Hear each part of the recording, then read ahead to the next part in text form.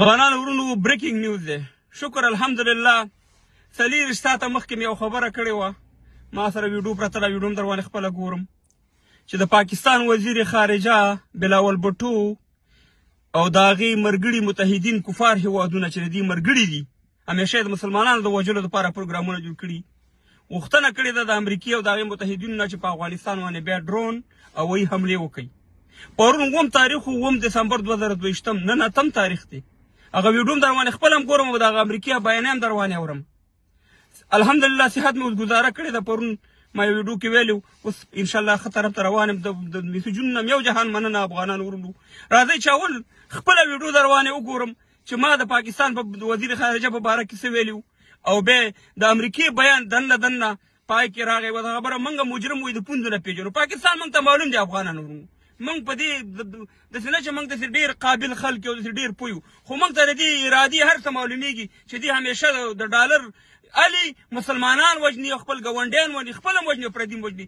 راځئ اول زما دغه لږه شانې ویډیو وګورئ او بیا هغه د جیو نیوز بیان د امریکې هغه واورئ، بیا سره خبره د افغانانو دا واورئ ښه چې پاکستان 21 تاته وشو. دا خبره ما کړې. پاکستان کې انتهایی حملې زیاتې شوي دي د ټي ټي پي مجاهدینو. 9 دسمبر 2022 نن 8 د یو ورځې شوې ده. پاکستان وزیر خارجه دی نړیوال نه دا غوښتنه کړې تاسو به معلوماتو شي څو ورځې کې چې په افغانستان باندې تاسې حملې وکړئ، ځکه هلته د دهشتګردو اډې دي، ځکه دا خو چې د دې لږه د ډالرو خبره بند شي وایي دهشتګرد دي.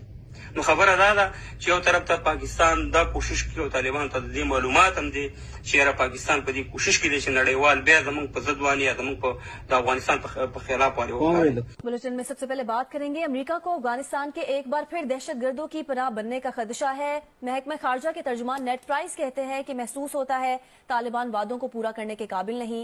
वाजे किया कि बैनुल-अक़वामी दहशतगर्द अफगानिस्तान में दोबारा मुनज़्ज़म हुए तो कार्रवाई करेंगे। देखना है कि दहशतगर्द अफगानिस्तान को पाकिस्तान पर हमलों के लिए कहीं लॉन्च पैड के तौर पर इस्तेमाल न करें। खित्ते में शराकतदारों के साथ मिलकर काम करने के लिए पुरज़्म है। खतरात से निमटने के लिए जो हुआ करेंगे। उन्होंने कहा पाकिस्तान के साथ बाहमी दिलचस्पी افغانانو ورونو موږ ته دا باندې پښتانه راشي، ښکته پښتانه، ساده پښتانه، تاسې چې وایي نفرتونه مه خوروئ. ورور نفرت زه سره خورومه.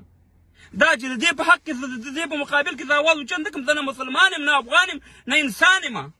دې همیشه پاکستان همدا کارونه کړي دا او زما وطن ته بیا جنګ راولي.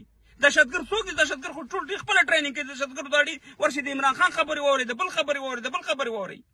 نو نن زما خبره ما 40 ساعته مخکې دا خبره وکړه، الحمدلله هغه خبره رښتیا شوه.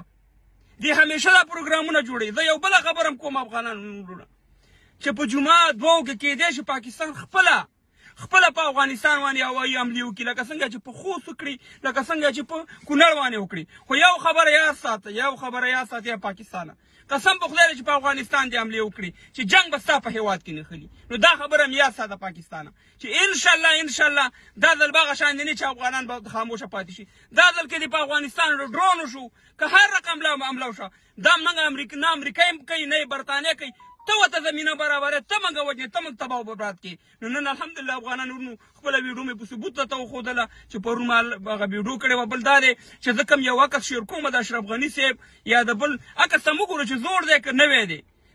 پرون نه بل ورځ چې د اماراتو کې اشرف غني صاحب، کرزی صاحب او نور مشران راغونډ شوي، ملا یعقوب صاحب، دې خامخا سره لیدل کړي دي. زموږ مقصد هغه دی. تاسې بعضې زما دوستان هسې ښه کمنټ لیکئ چې یاره دا دروغ وایي پاچا صاحب، دا دروغ دي، دا رښتیا نه دي. دا پرېږده، حقیقتونه ته یم. که یقین نه راځي اشرف غني صاحب څو ځل طالبانو سره په خپل وخت کې کتلي وو، کرزي صاحب څو ځل کتلي وو، خو مګر دلته په رسنیو کې دا شی نه و. په الله سپارمه نن زما خبره رښتیا شوه. د پاکستان په مقابل کې چې ما کمې خبرې کړي الحمدلله هغه به ټولې رښتیا کېږي. ستاسې نه یو جهان مننه. ویډیوګانې شیر کوئ او د صحت دوا راته کوئ چې ښه شمه همدغه شان دې رښتیا به وایي. سپینې مه وایه که ژوند کوو، سپینې به وایو چې ژوند کوو. که مر راځي په دې ساعت باندې دې راشي اخر او کولي